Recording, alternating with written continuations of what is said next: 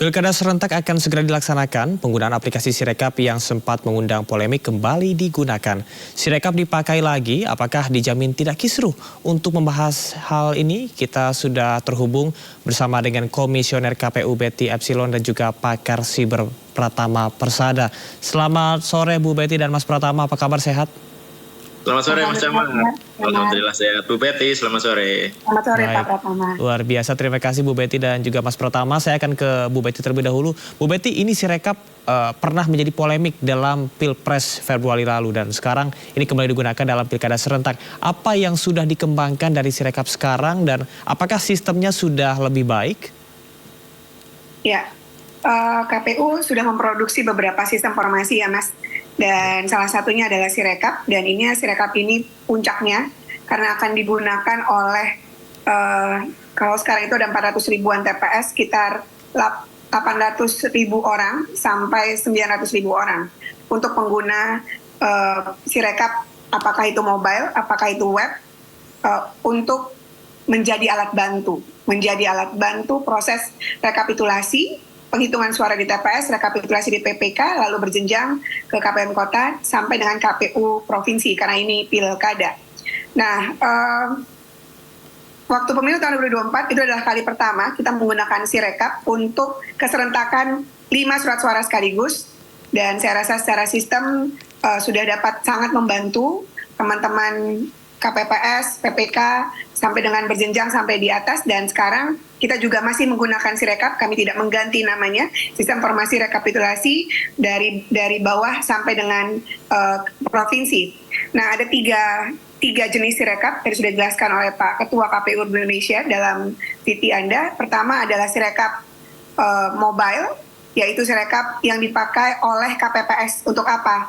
Untuk memotret C hasil, lalu kemudian di angka yang ada dalam kertas menjadi angka digital, direkapitulasi dan digunakan nanti di Sirekap web, yaitu Sirekap yang dipakai oleh PPK kita se-Indonesia.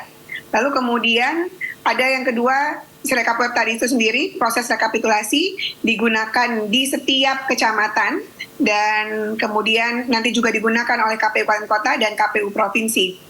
Yang ketiga adalah Sirekap info publik, ini juga adalah salah satu upaya yang akan dilakukan oleh KPU, transparansi langsung dari TPS untuk dapat ditunjukkan bersama-sama dalam info publiknya KPU. Nah, Mas Camar dan Pak Pratama, bahwa tentu berkaca pada pengalaman pemilu tahun 2024, kita mengevaluasi beberapa hal termasuk untuk melakukan perbaikan terhadap Sirekap Pilkada 2024. Dari sisi dan PR terberat adalah untuk melatih terus-menerus KPPS agar Allah bisa karena biasa, mereka mengenali cara penggunaannya. Lalu kemudian kalau terjadi persoalan, kami juga sudah membentuk helpdesk dari tingkat KPU Kabupaten Kota, KPU Provinsi, dan KPU Republik Indonesia. Itu yang pertama. Jadi dari sisi SDM penggunanya dengan literasi digital Sabang sampai Merauke yang beragam, tentu kita juga mengapresiasi kerja-kerja teman-teman KPPS dalam hal memotret C hasil langsung dari TPS.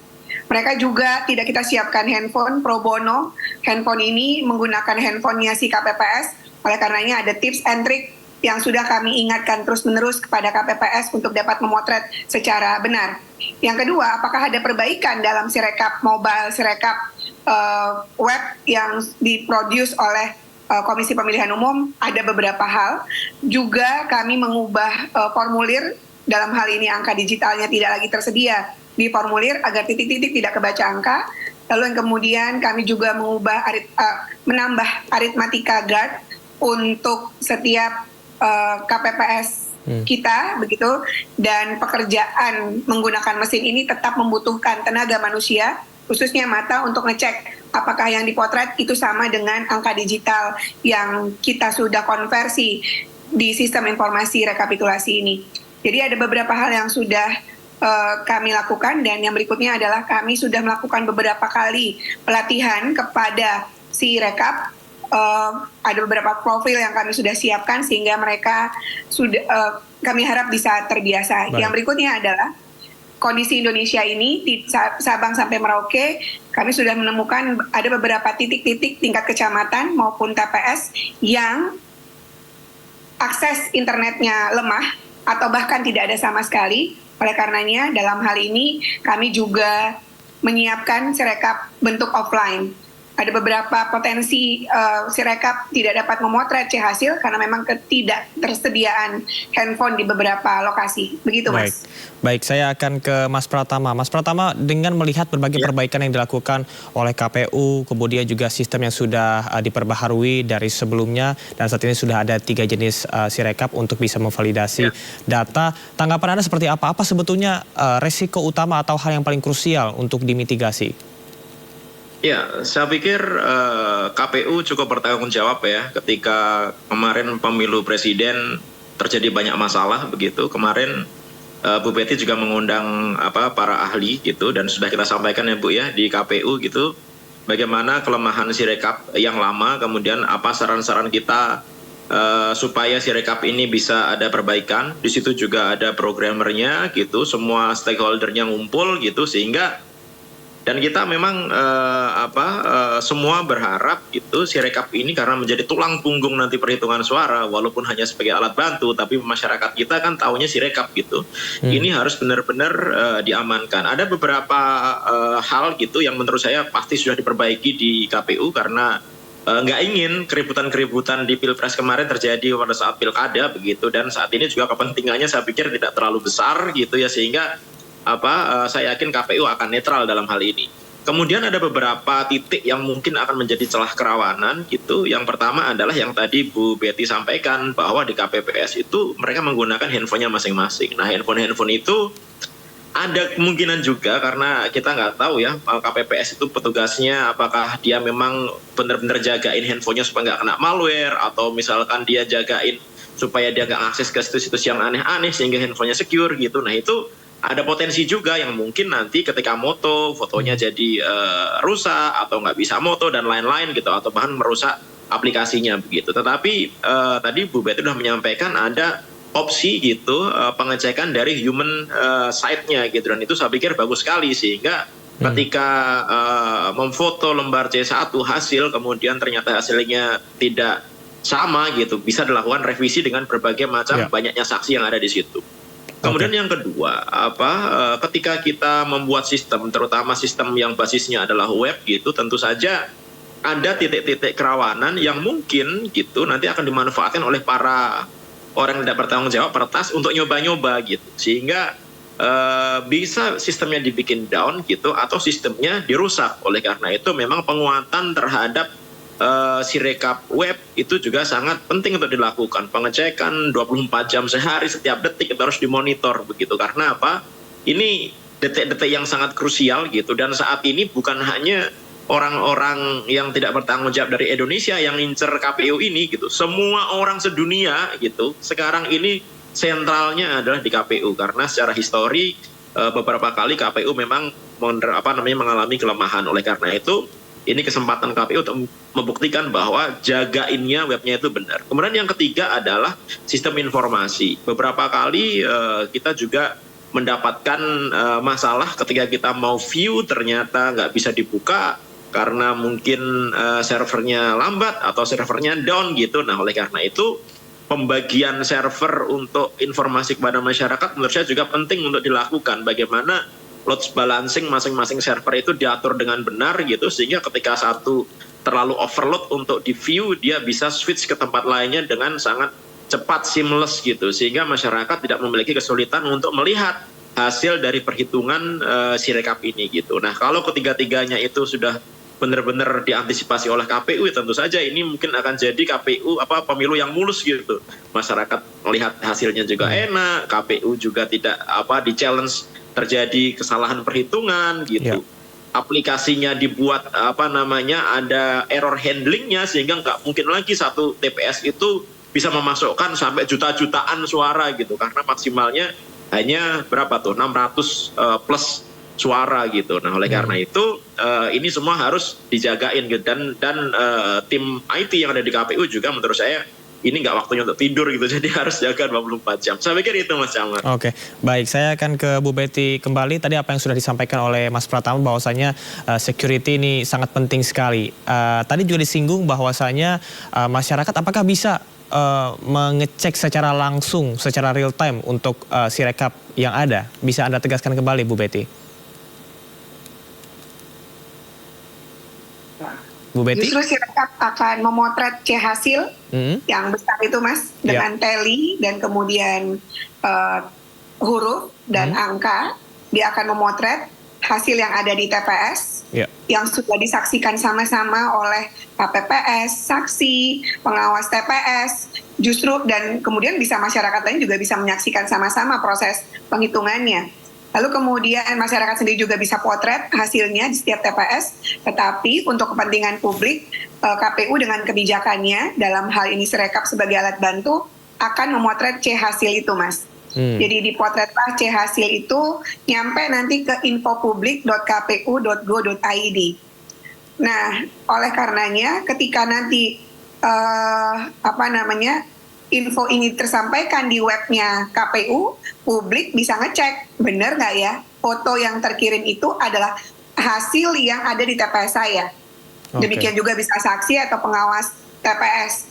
Jadi inilah prosedur yang sudah disiapkan dan justru waktu pemilu tahun 2024 semua publik tahu ketika ada persoalan itu justru dari Sirekap, tidak dari hal-hal yang lain karena informasinya terkumpul di situ dan ketika ada persoalan ini kemudian di cross check oleh Komisi Pemilihan Umum dari berbagai tingkatannya. Begitu Mas Camar. Oke, artinya untuk validasi data ini betul-betul bisa dilakukan secara bersama-sama begitu ya. Jadi jika ada hal-hal yang mungkin tidak sesuai bisa langsung dilaporkan begitu ya Bu Betty ya. Nah lantas bagaimanakah dengan kesiapan infrastruktur, kemudian juga tadi sempat disinggung mengenai kesiapan dari tim IT dari KPU sendiri untuk bisa mengakomodir hal-hal yang tidak diinginkan nantinya?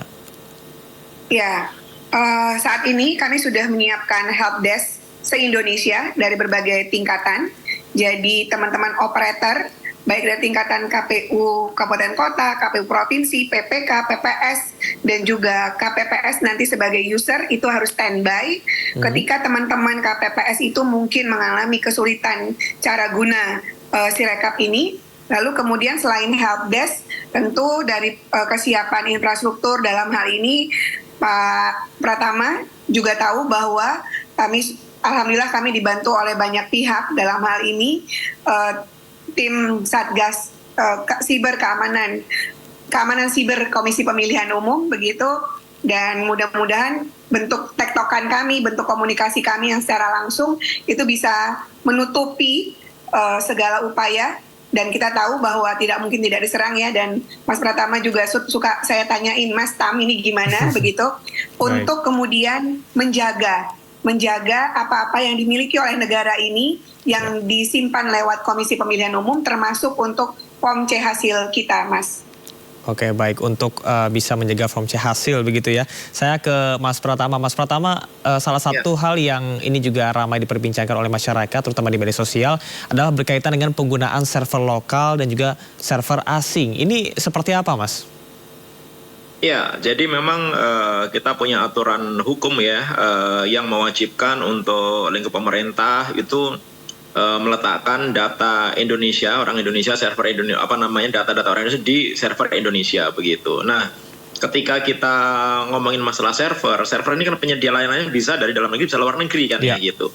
Sebenarnya penyedia dalam negeri atau luar negeri nggak masalah asalkan mereka meletakkan servernya ada di Indonesia begitu. Nah, saya pikir KPU juga sudah melakukan cek gitu, kalaupun misalkan memasukkan menyewa gitu server layanan dari luar negeri gitu, mungkin untuk backup atau untuk apapun gitu, itu harus dipastikan juga bahwa servernya lokasinya ada di Indonesia dan dalam jangkauan hukum Indonesia gitu. Karena agak riskan juga ketika kita meletakkan data-data, terutama ini data-data pemilu gitu. Jadi data pemilu ini bukan data yang rahasia, Mas Camar gitu. Data yang semua orang Indonesia tuh berhak untuk mengetahuinya, tetapi bukan berarti bahwa tidak perlu dilindungi gitu. Jadi ini data yang harus dilindungi integritasnya dari ujung ke ujung gitu. Nah, simpul-simpul yang bisa membuat data ini bisa diubah atau dirusak atau direkayasa, itu harus diminimalisir gitu. Antara lain adalah server gitu. Nah, kalau kita tidak punya akses terhadap server yang kita percayakan tempat menyimpan data dari pemilu ini gitu, ya tentu kita akan susah nantinya. Oleh karena itu saya pikir KPU pasti sudah memastikan walaupun menggunakan perusahaan asing tapi bisa menggunakan server sendiri. Tapi sebenarnya itu kan hanya sebagai backup gitu. Kalau bisa ya semaksimal mungkin menggunakan server sendiri gitu. Dan saya pikir infrastruktur di KPU memiliki itu gitu. Ada banyak server yang dimiliki oleh KPU, semuanya on premise gitu. Ya kita berharap sih gitu. KPU bisa menjaga data-data gitu yang ada di servernya gitu, baik itu server on premise lokalnya KPU gitu atau server yang di cloud gitu, sama-sama tingkat security-nya harus sama-sama amannya. Yang penting secure, Mas Camar gitu. Yang penting level keamanannya itu sama, level keamanan yang ada di server KPU sama, kalaupun menggunakan cloud level keamanannya harus sama gitu. Oke, baik. Yang penting secure ya Mas ya, mau menggunakan server lokal ataupun juga asing. Lantas ini juga informasi mengenai gugus tugas siber yang dibentuk oleh KPU. Apakah Anda memiliki saran ataupun juga masukan serta evaluasi untuk gugus tugas siber yang dibuat oleh KPU ini untuk bisa mengamankan pilkada, Mas Pratama? Ya, sebenarnya orang-orang yang ada di KPU pinter-pinter, saya kenal juga mereka gitu. Ya. Cuma problemnya adalah gini, di Indonesia ini terbiasa kalau lintas institusi itu koordinasinya kurang bagus gitu.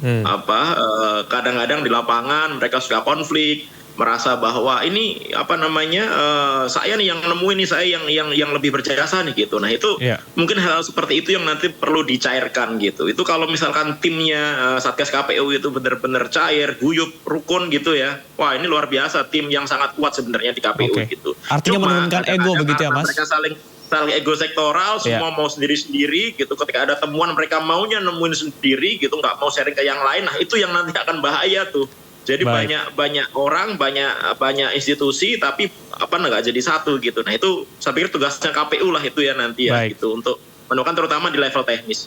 Baik, setelah ini saya akan minta tanggapan Bu Betty, namun sebelumnya kita akan menyimak informasi mengenai jalur menantang yang juga harus dilalui oleh KPU Kabupaten Kerinci Jambi saat mendistribusikan logistik Pilkada Serentak 2024 ke sejumlah daerah terpencil.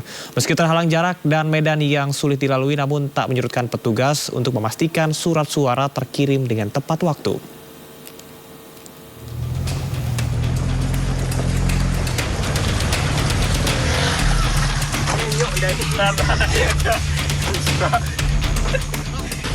Penyaluran logistik Pilkada Serentak di Kabupaten Kerinci Jambi, panitia harus menghadapi jalur ekstrim saat pendistribusian logistik demi terlaksananya pesta demokrasi 5 tahunan tersebut.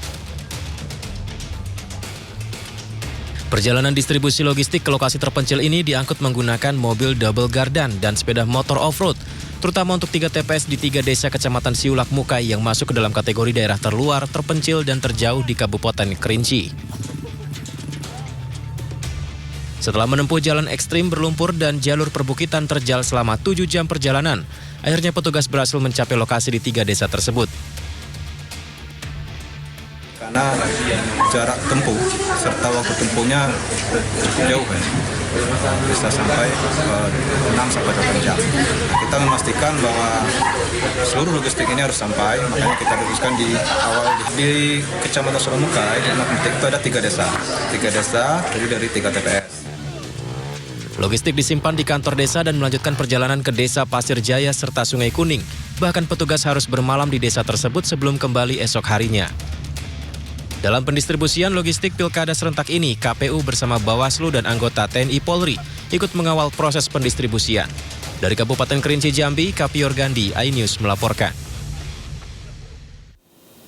Kita akan lanjutkan perbincangan bersama dengan Betty Epsilon selaku Komisioner KPU dan juga Pratama Persada selaku pakar keamanan siber. Saya akan ke Bu Betty kembali. Bu Betty melihat tadi apa yang sudah dilakukan untuk pendistribusian ke daerah-daerah terpencil. Artinya ini memastikan bahwasannya seluruh masyarakat Indonesia mempunyai hak yang sama untuk mencoblos pada tanggal 27 nanti. Sejauh ini persiapan yang tadi sempat ada singgung untuk daerah-daerah terpencil ini seperti apa? Apakah ada persiapan khusus untuk mereka-mereka yang berada di daerah-daerah terpencil? Ya, Indonesia sangat kaya baik sumber daya manusianya dan juga geografisnya begitu ya, termasuk bahwa kita juga harus menyiapkan logistik termasuk untuk daerah-daerah terluar yang sangat sulit aksesnya dilakukan. Saya baru pulang dari NTT dan Sulawesi Utara. Untuk daerah-daerah seperti Sitaro begitu di sana, itu memang logistiknya harus turun terlebih dahulu karena harus melewati laut dan daratan yang tidak gampang medannya. Lalu kemudian juga di NTT juga demikian, saya dengar dari kantor kecamatan ke TPS tidak bisa dilalui oleh motor misalnya, dan mereka harus melalui berjalan selama 8 jam, dan itu sudah mereka teman-teman KPU Kabupaten Kota ini luar biasa, sudah bisa memetakan dan sudah bisa membuat jadwal mana yang harus dikirim terlebih dahulu. Nah, untuk Sirekap sendiri kita tahu dan kami sudah menganalisa daerah-daerah mana saja yang akses internetnya lemah dan juga tidak ada internet sama sekali.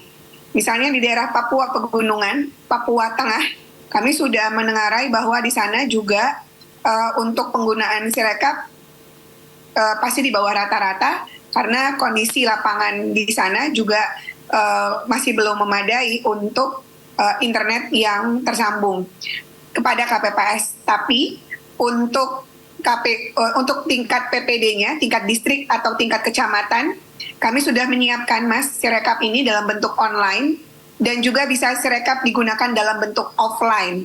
Jadi teman-teman tetap bisa kami bantu, alat bantunya untuk menghitung di tingkatan KPU baik Papua Tengah maupun Papua Pegunungan dan sebagian wilayah di Papua Selatan.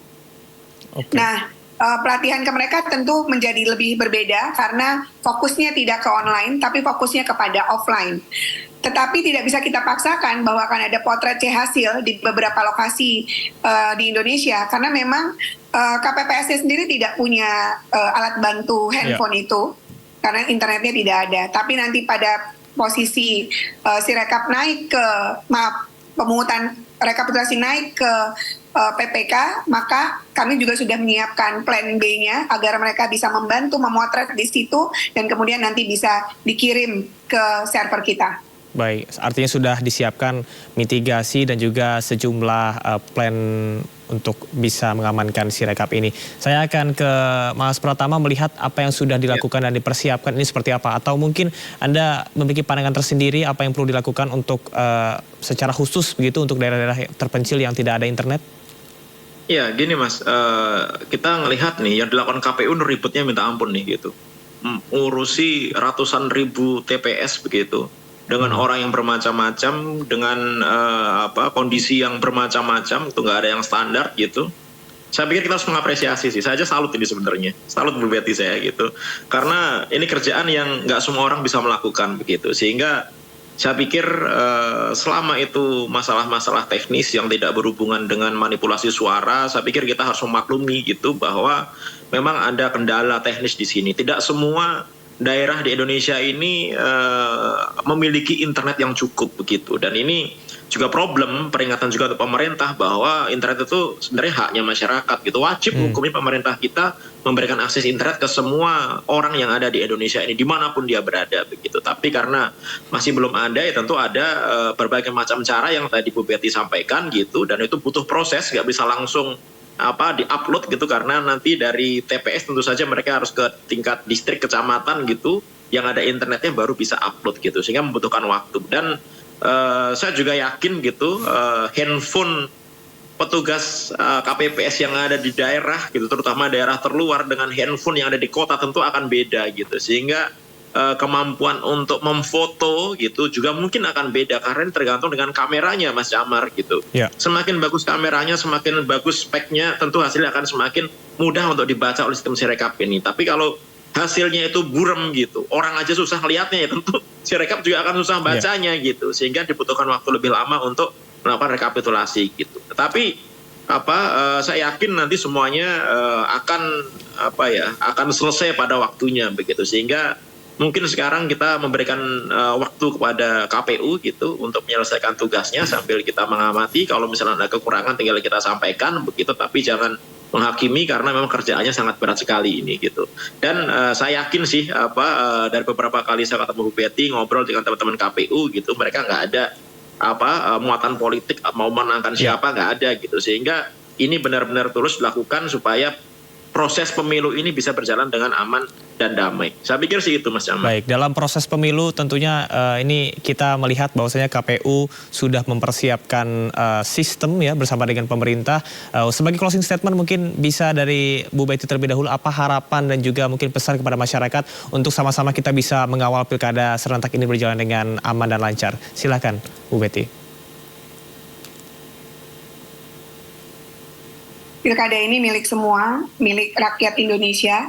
Kalau Anda terdaftar di daftar pemilih tetap kita dengan cara cek dptonline.kpu.go.id, kami menghimbau seluruh rakyat Indonesia untuk dapat menggunakan hak pilihnya di Pilkada hari Rabu 27 November 2024. Tanda cinta Indonesia, tentu kita akan gunakan hak pilih kita sebaik-baiknya. Dan ini juga dilakukan dalam proses yang sangat terbuka, sehingga kalau ada apa-apa Bapak Ibu sekalian bisa langsung melakukan kanal-kanal pengaduan, baik itu di Bawaslu maupun di Komisi Pemilihan Umum. Oke, baik. Closing statement selanjutnya dari Mas Pratama, silakan. Iya, kalau menurut saya ini kesempatan KPU, baik KPU pusat atau KPU daerah dan semua petugas yang terlibat dalam pemilu untuk peringatan jangan macam-macam terhadap data hasil pemilu begitu, karena kita semua ini melihat, kita semua mengawasi, rakyat mengawasi, sehingga kalau terjadi penyalahgunaan sistem, penyalahgunaan wewenang atau terjadi rekayasa, kita semua pasti tahu, dan itu dampaknya bukan hanya parsial tapi negara kita. Masa iya kita setiap ada kejadian pemilu selalu ribut gitu. Kita cobalah semoga pilkada ini tidak ada ribut-ribut, tidak ada proses untuk rekayasa suara gitu. Kalau masalah teknis saya pikir hal yang biasa lah. Website kadang-kadang down itu hal yang biasa lah gitu. Tapi isi dari hasil pemilihan suara itu yang benar-benar harus kita jaga integritasnya.